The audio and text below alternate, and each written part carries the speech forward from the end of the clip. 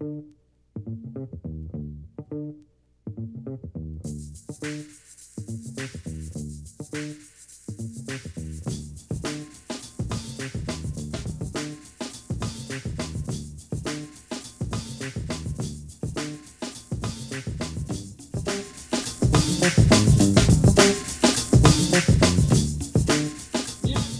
to the Locker Room Talk Show, and here we are. This is our first for with regards to American football. Mr. Alex Shabanian from Glendale College. Hello, Alex. Hey guys, great to be on here. Thank you guys so much for having me. Hey Alex, Welcome, thanks for Alex. joining us. Thank you so Yeah, much for thanks. having me. Hey Alex, so yeah, I know we didn't really get to talk like the last time we saw you at the Andrews party, but we heard from Noel that you are you gonna play for the USC football or? So that was kind of that's probably not gonna end up happening. So I already gave it my try. I tried walking on twice there. So the first time I tried out, it was a couple months of me being out of shape, out of college. And you could, imagine the whole thing with football players is, once you start working out, but you still have the old diet, you kind of get, big and out of shape. That was kind of me. So I tried out USC for the first time, and I was kind of, I wasn't even ready, wasn't prepared at all. So then a semester later, I took, a little time during the summer, worked out a little bit, trained a little bit. I was coaching at Glendale College with my old D-line coach, and he was teaching me a bunch of old, stuff I didn't know before. So, I brought that in with me, and I tried walking on again, and I actually got on this time. Oh wow, cool. And I guess there's a 2-week period before, I guess a 2-week kind of like grace period for the walk-ons. And I didn't make it that 2 weeks, made it about a week and a half. And Okay. it's kind of like, thank you for being here, but we decided to move on for you. And I kind of understand why. Look around me, I'm the shortest guy there. I'm like 6'2", 6'3", and everyone's just these massive, huge. Like, they had no need for me. Yeah. Like, everyone's So just, were you trying out for, was it offensive line or defensive line? I was trying out for defensive line. So if Oh. I tried for offensive line, there was absolutely no way in hell. Like, Yeah, I'm because just, they're even bigger, right? They're like Oh 6'6", 300 pounds. Yeah, yeah, at least these guys are absolute massive. Like, I've never seen anyone this big. I just couldn't believe it. Yeah. Okay. So just to give everybody, the audience, like a background. So I know Alex because my son Andre, who also went to USC, and I think you guys went to. I know you guys went to Clark together, which is a high school. Yeah. But I wasn't sure. Did you guys also go to junior high or middle school together? No, I don't think we did. I ended up going I went to a private Armenian middle school up in La Crescenta. Oh, okay. So then you guys met up at Clark Magnet, which is a magnet for high school, right? Yep. Okay. So I know because so just a little bit about the background. I used to coach Andre basketball. Then when he got into high school, because Clark is a magnet school, they don't have any sports. It's more for academics. So he played lacrosse, but he played for Glendale Glendale High School. So did you play football at Glendale High School? Yeah. So I definitely played football at Glendale High. So after my freshman year, I decided, before my freshman year, I wanted to go out for football. Now, football is something I wanted to go out for a long time. Most Armenians, kind of gravitate to basketball or soccer. Once they get to high school, they kind of gravitate towards water polo. I guess, I just always had a football bug in me.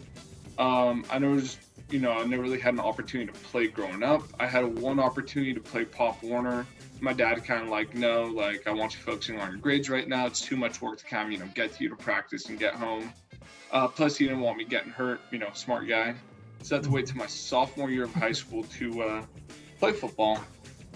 And once I played, so I grew up being, how there's always that one really, really big, unathletic, heavy breathing kid in your grade? Uh-huh. So that was me. Oh, okay. So that was always me growing up, and then, finally got to high school sophomore year and decided to start playing football. And then, wasn't really good at it to start, but, I was there every day, worked hard, had a lot of fun. And yeah, that worked well. And then during the off season, I would do shot put.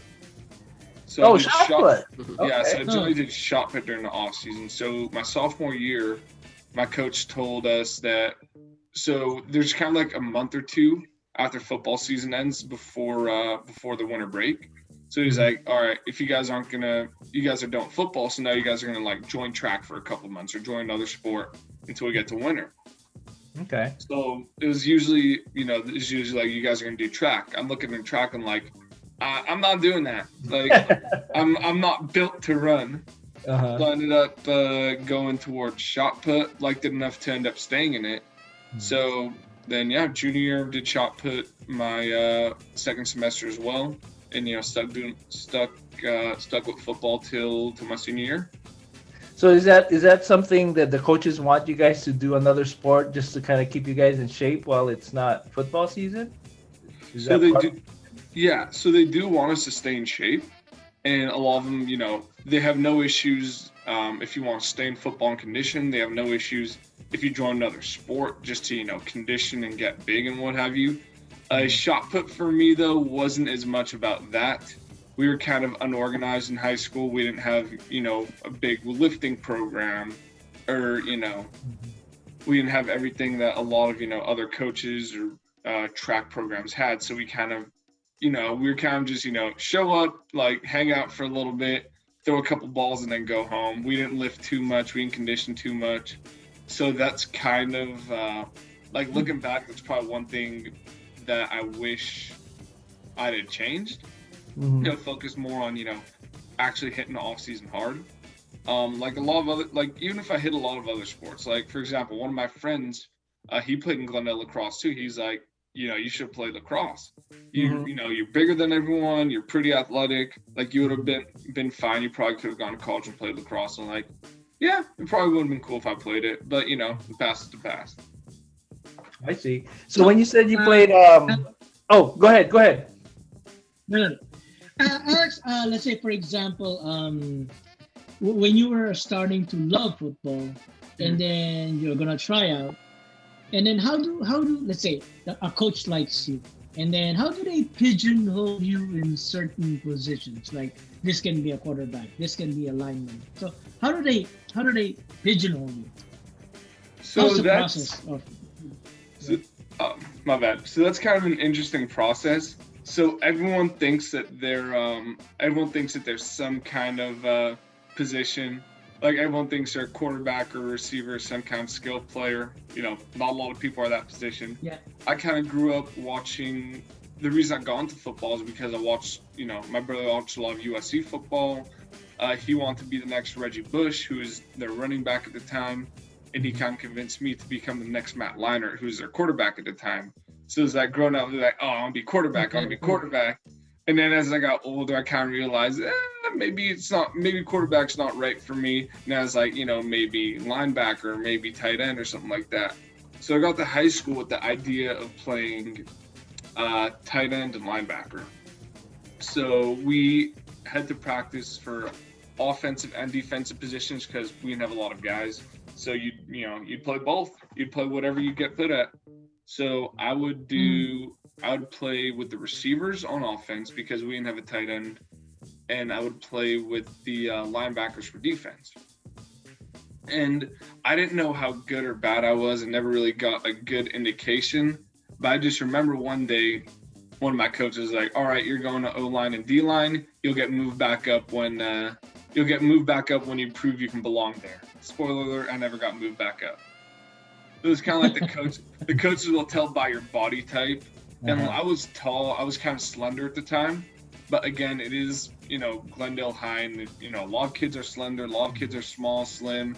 And I didn't really have the speed to be an athlete or really the knowledge or smarts to play a position like linebacker. So it's kind of, O-line, D-line, learn the trenches, have fun.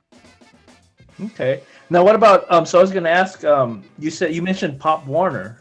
What did you play? What position did you play in Pop Warner? Because that was obviously you were a lot younger. Yeah, I didn't end up playing Pop Warner. Oh, again, okay. that was something I really wanted to do, and I tried convincing my dad to let us play, but The issue was that they practiced 3 days a week in the middle of the day, or not in the middle of the day, but like right after school. And at the time, the closest one was in Pasadena, and Pasadena Trojans, and we never. And it was just too much hassle for him or one of my grandmas to take us all the way out to Pasadena from like the Glendale Locker Center area. It was just such a hassle. Plus, 3 days a week was a bit tough because he wanted us to focus on grades. There's always a big emphasis. And we were already doing basketball 1 day a week. We were all playing basketball, me, my brother, and sister. So it was like, yeah, you're just gonna stick in basketball. You can wait a couple years till you play football. I'm like, all right. Okay. Well, can you tell us a little bit? So I know, so you mentioned Glendale, and the coaches put you on O-line and D-line, right? Because you had to play both positions. So I also watched you play at Glendale College. Yeah. And so can you tell us about the transition from high school to college, playing at the college level? Yeah, of course. So Glendale, okay, so here's how it ended up happening. So senior in high school, so my sophomore and junior year, I wasn't really a good player at all, really. I was super raw, super soft. And then I guess something just clicked for me my senior year. Something clicked. I ended up playing, halfway decently my senior year.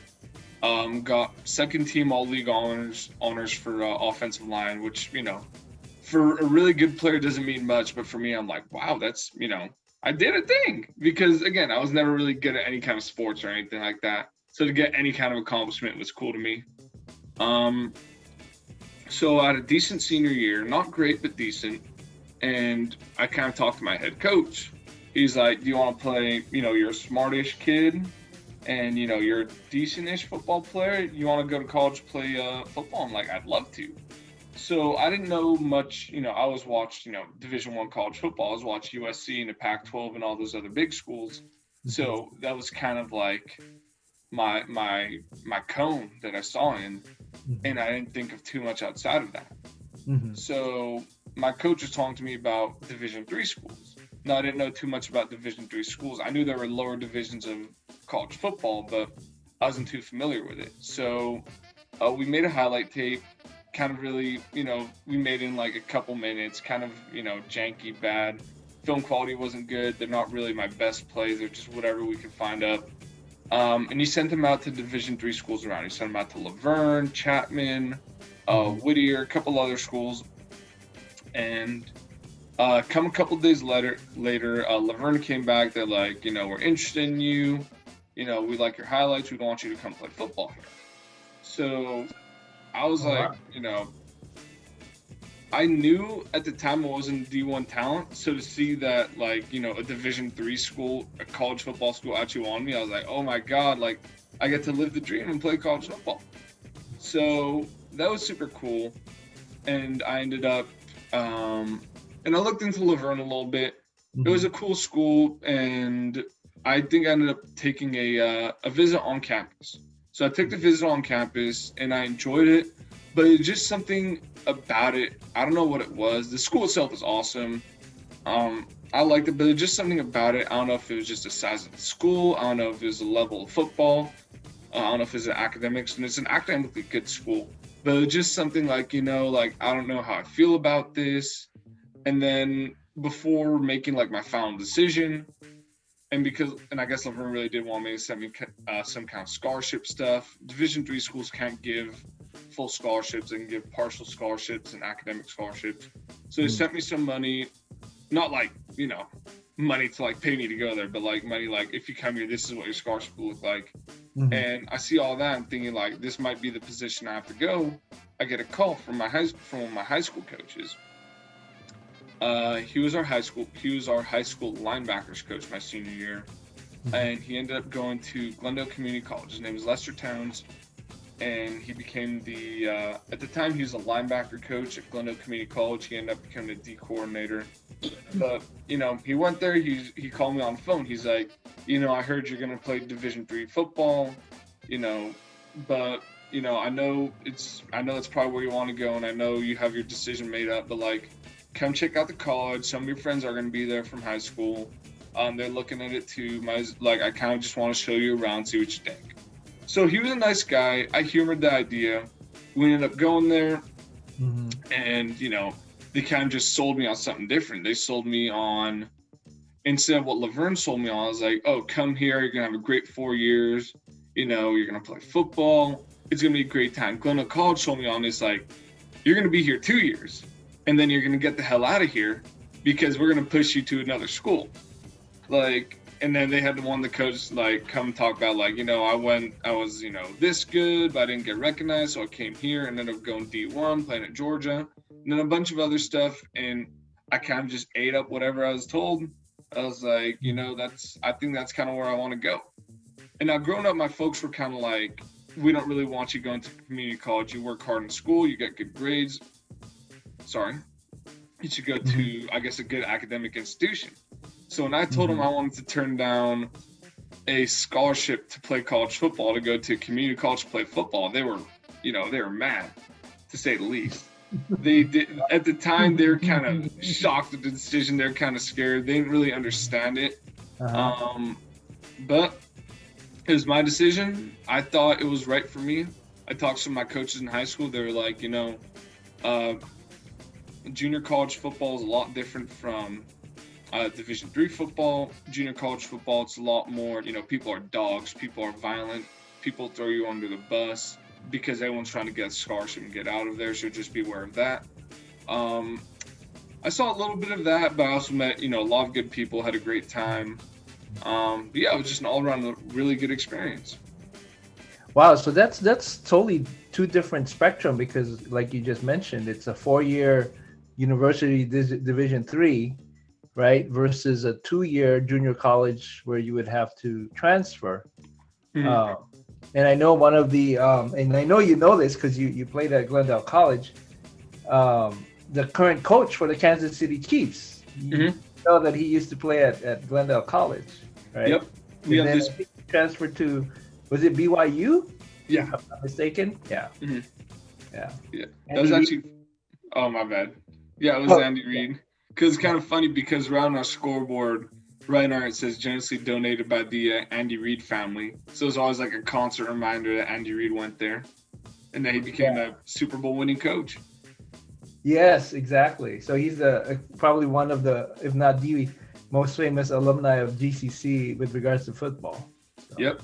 There was one more, the old coach for the Cleveland Browns, Hugh Jackson. Oh, okay. I didn't know that. Yeah, he went to Glendale College too. We actually held a camp there one time, and I think they got him on like a Skype call to talk to the kids going to the camp. I wasn't there at the time, but I heard about it, so it was kind of cool. Oh, that's pretty cool. So you mentioned you're coaching. So you're coaching at Glendale College? I'm coaching at Glendale High right now. Oh, so Glendale High, okay. Yeah, so I did coach at Glendale College though. Oh, okay. Not last summer, but the previous summer. I was home from college. I was sending in applications for jobs and internships. I was like, if I'm not doing anything, might as well just coach. So all my old coaches, or most of my old coaches, were still at Glendale College.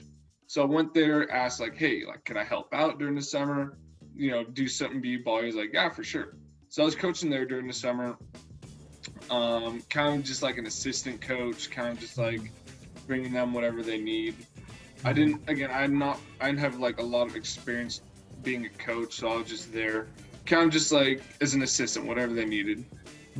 And then that was a lot of fun. That was really a cool experience. And then after my football career for sure ended, after I knew it wasn't play football any other level, I was kind of like, I kind of want to coach again. So I always thought it'd be cool to coach my old high school, Glendale High, because they've just, it's a place I really care about, passionate about. It's a place that's needed a lot of help. They've been, what's a nice word for not a very good football program? That's a nice word for that. Are they like the Banyans Bears in football?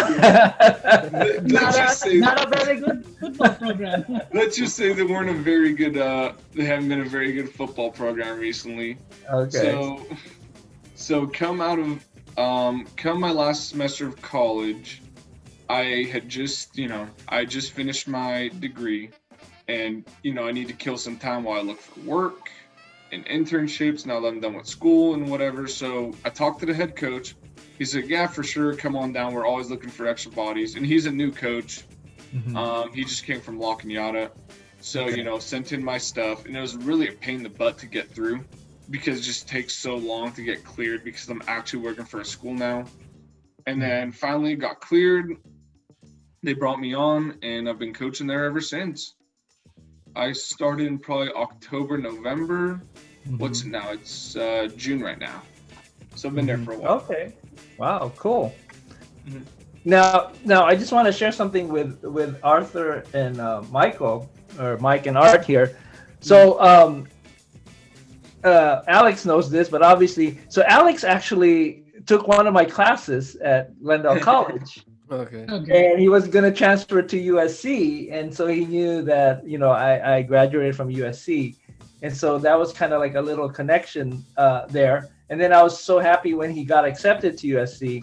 So, Alex, can you share a little bit about, because I know a little bit about it, but I want you to elaborate more. So at SC, I heard that you joined the fraternity. Is that right? And then also the other side is I also heard you were on the rowing team. So can you tell us a little bit about those two aspects of USC life? Awesome. Yeah, for sure. So those kind of went hand in hand to, oh, cool, I just got to college. I don't know anyone. How do I make friends? Let's just sign up for a bunch of clubs and stuff and see what happens. So the first thing I signed up for was Fraternity Rush. I knew that was something I want to at least try. My brother was in Greek life when he was in college, and it was kind of like, and he's like, at least check it out, try it out, see how it goes. And I never imagined myself in that, kind of community. I kind of was like, I'm always been, more quiet, more shy kind of guy, but I was like, I don't have any friends, might as well. So ended up signing up for that. Went through the whole week-long process, and this process was long. They had you walking out in the street in the hot sun for 8 hours a day, just walking between house and house and house, talking to a bunch of people, shaking a bunch of hands, answering the same questions over and over again. Essentially like networking, but to get into a club. Okay. Come to the end of the week, end up getting into the house, and, ever since... So my first semester was pledging, which is a lot of, bonding with the new guys in the house, helping out the old guys with any kind of favors or anything like that. My first semester, my fraternity was on social probation, so it didn't really throw any huge, stuff happens before you get there that you don't get told or don't know about. So you just kind of deal with it once you get there. But, so first semester was kind of more quiet. So I was a little more able to worry about my grades and stuff like that, or at least I thought I was able to focus on my grades. So after I got accepted into that, I did the club rush thing. So rushed a bunch of clubs, sent in a bunch of applications everywhere I went. So, club sports, the Rocket building club. I signed up for a religious organization that, I still ended up, talking to, being a part of. I signed up for just a bunch of stuff, whatever I could find. And then I get to the rowing club. So rowing is a club sport at USC, and I talked to him before. So I talked to him during my orientation at USC because they had to stand up.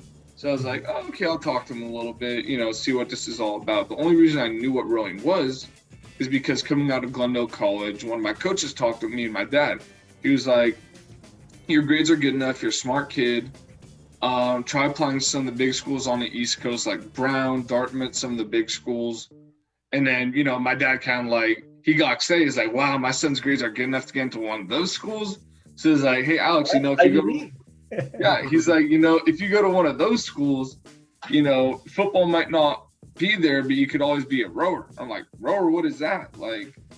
I just row a boat. He's like, yeah, it's super big on the East Coast at all those schools. I'm like, yeah, we'll see though. I ended up staying local, but my dad's still like, you could look into rowing. I'm like, we'll see. So I gave him the benefit of the doubt. and just signed up from whatever.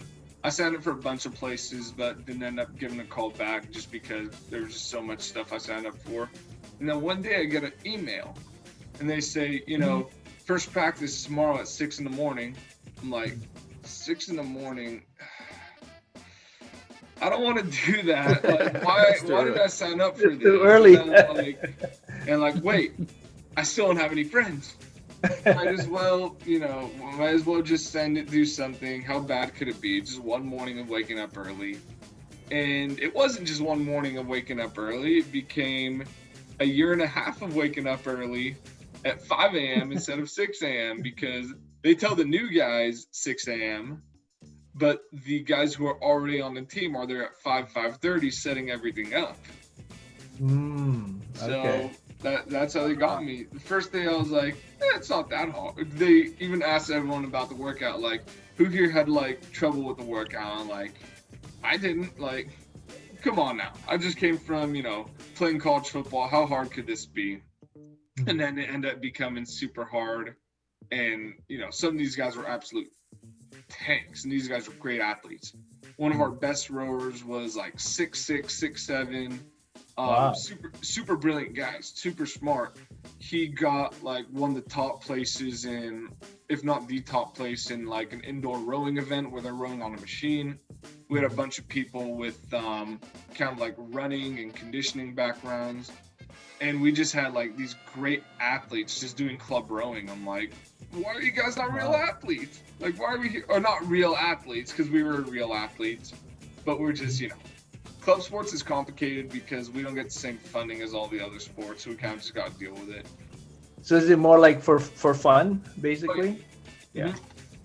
And it's funny because I know there was a scandal with USC, right? And one of the scandals was the students would pretend that they're I guess being recruited for rowing, right? And then they don't even know how to row. So. Yeah, so that was super funny. So that happened when I was there. So I remember one day, this is our spring break. So spring break for me was different from a lot of other people's college spring breaks. So most other college spring breaks were Cabo, party, drink, whatever. My spring break was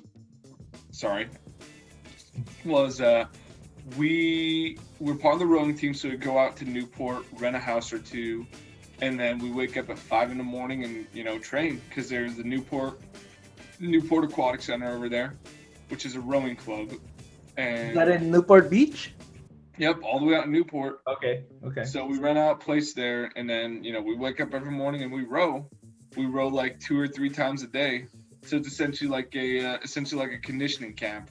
So That was my spring break. And I remember one of our days we got sent home early from practice because we just got done with everything early. So we get home and I go upstairs and look on my phone and it says USC rowing scandal. So then I just get this big smile on my face and guys, we made it. So I look into it and for it's the wrong reasons.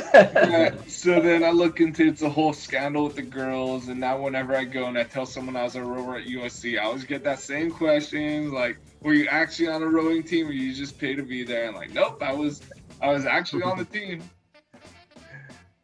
Yeah, I remember that. It's funny because it actually broke out during spring break. I remember that. Yeah. It was during your spring break. Yeah. Mm-hmm. The girl who was doing that was out with Rick Caruso on his yacht with his daughter, because they both went to USC. Yes, I remember exactly. And then that's when I told Andre, I said, okay, well, you got to go meet Rick Caruso's daughter, so you can be next spring break. It's I'm sending you down to Mexico next semester or next year. Well, so just to let you know, Mike and Art, they went to the same school I went to. We're alumni of San Beda in the Philippines, and then awesome. That's why I graduated from high school and I played basketball there, and so that's how we're kind of connected. And then obviously I went to USC, so I actually brought Mike and Art to a USC game. Do you guys remember that? Yeah, Mike? of course, yeah. The band and everything, and so I kind of indoctrinated them. So they're honorary USC. What'd you guys think? Did you guys have a great time? Yeah, it's great. Yeah, And, everybody's Good. everyone looks so young. So So yeah, that's actually a funny story because I remember Mr. Pasquale when I was in his accounting class. He would tell me about him playing basketball in the Philippines. He's like, see, I'm not that tall, but compared to the Philippines, I'm so much taller than her. So I just like ba ba ba ba ba and block everyone's shot. Yeah, that's true. I exaggerated just a little bit just to get the point across, but yes, Mike and Art can vouch for you that especially back in our days, Filipinos weren't that tall. Although Yeah. nowadays there are a lot more taller Filipinos, but back then it wasn't too many. yeah. They all hit a growth So spurt. curious, yeah. So curious question: why didn't you try basketball when you were like 6'2"? You could have made it. Okay, so Uh, I played basketball when I was a kid in the Armenian leagues around here. So I did grow up playing basketball, and I was never very good at it at all. I was just, I'm tall, yeah, and I can, D someone the hell up, but I cannot shoot worth a damn. I have no handles whatsoever. I'm just not. I'm a good defender, but I'm not a great basketball player. So it was kind of like okay. prevalent like early on when I was playing basketball. My dad was like, you know what, like he told all three of our siblings this, like, I want you guys to get fouled out every single game. I don't care how many points you have, I don't care how much this, that. I just want to see you guys on the bench and getting fouled out. Wait, so that sounds like I don't know. You might be too young for this, but I know Mike and Art probably remembers Bill Lane Beer. That sounds like Bill Lane Beer. You gotta act and foul everybody. Exactly. You just foul, and then get off the court. Do your job. But yeah, that was my niche, I guess. But I was even too nice to do that. I was kind of, growing up, I was kind of a softie. I was kind of a super nice kid. And then at some point, something happened with the team, and I guess a lot of the kids just weren't committed and weren't serious about it. So I was kind of like, well, if I actually want to play, if they're not serious about it, then what the hell am I even doing here? So I ended up leaving basketball and be like, oh, don't worry, I'll come back one day. Never came back. And then high school, I never really thought about playing basketball in high school because it's just so much more competitive there. They know what they're doing. Mm-hmm. And again, I was like, what was that? Oh, yeah, I was doing shot put. I was doing shot put and football. But then again, like I would have loved to be a more serious multi-sport athlete instead of just like a sport and a half. Yeah, I remember when we went to watch your game at Glendale College. Your brother and sister was there too in the stands watching. So are they your older brother and sister, or is one of them younger than you, or where are you in that I guess? So I'm the middle-ish child. Oh, okay. So my brother's older than me, and he played football at Glendale High as well. Okay. And then my sister is actually my twin. Oh. Yeah. Okay. So that's, I'm a minute older than her, so I guess I'm the middle child. Ah. Yeah. So but you guys don't look alike, so you must not be identical, obviously, No. right? Yeah. Okay. So that's always funny. Like, I forgot who I was talking to there. Like, I always hate when someone asks if you're identical or fraternal. Like, one's a guy, one's a girl. Yeah, there's like, no way. There's no way it could be identical, right? Yeah. Wait, Yeah, and I know your sister also went to USC, right? She actually took the same route as I did. She went to Glendale College and then transferred to USC. But Okay. she knew that's what she wanted to do. I was kind of like, I'm gonna go to Glendale College and play football. I don't know where I'm gonna go next though. Uh-huh. So then that built up the whole. Sorry, I dropped something. That built up the whole like, I don't know what, like after football, I don't know what the heck's gonna happen to me. So I applied to a couple schools, and kind of my plan was like, all right, wherever I go to school, I'm gonna try walking on there. So it was a bunch of like out-of-state schools I have no business going to, like Texas Tech, Oklahoma, Oregon, Utah. Like, I don't even know why I'd want to go to Utah. I mean, I love skiing, but I don't know a lot of young people want to be in Salt Lake City. Mm-hmm. But they all had, big-time football programs. Like, I'm going to try walking off if I go to one of these schools. And then UC Davis came. I got accepted to UC Davis, and Oh, nice. I was about to go to UC Davis. They have a football program too, and I love Davis. Davis is also massive. It takes, you can't. It's hard to walk anywhere. And my brother's friend actually went to UC Davis. He said what they would do for fun is they'd go cow tipping. I'm like, what? Is there nothing else in Davis? So I was gonna go to Davis, and then at some point I got a package from USC, and I wasn't really expecting it because I was like, okay, like how good were my grades really? Like, there's no way I'm getting into USC. Like, they need like what was my GPA? I was like a 3.68, 3.7 in community college, which isn't bad, but it's not like outstanding. So I was like, why would USC take me with just a decent GPA? But they ended up taking me regardless. So I was like, this is super cool, but I don't know if I want to do it because, a lot of money. And I was kind of always a guy like, like, why would I spend that much money to go to, school, education I can get somewhere else? I talk with my folks, are like, whatever it takes, we'll send you to SC, like whatever it's got to take. There's not, this is the opportunity of a lifetime. You're going. And we know this is like the school you grew up watching. This is the school you want to go to. I'm like, all right, if you say so. And your sister's there. And I forgot to tell you this. It's a little secret. Hopefully it's not too late now, but you got in because I wrote a very nice letter and I paid some money. No, I'm just kidding. I was like, oh, thank you so much. So, Alex, we would like to thank you for your time. This show is sponsored by Top Digital Studio, where video creatives are done right. And you can catch these episodes every Friday at 4 p.m. at mybeliefs.com. So, on behalf of Art, Noel, and myself, Alex, we would like to thank you for your time. It was really, really great chatting with you. Yes, Alex. Thank you very much. Thanks, Thank you Alex. very much for joining us. Thank you guys so much for having me on. I hope I didn't bore you guys at all. Oh, yeah. Of course. Oh no, not at all, not at all. That was fun. Have me on again if you want to know any other college stories. I'll be more than happy. There you go. Well, share those. we'll catch up with you maybe in a year or so. See what you're up to. For sure. Thank you guys so much. All right. All right. Okay. Thanks, Alex. Bye. Take care, guys. All right. Okay. Bye.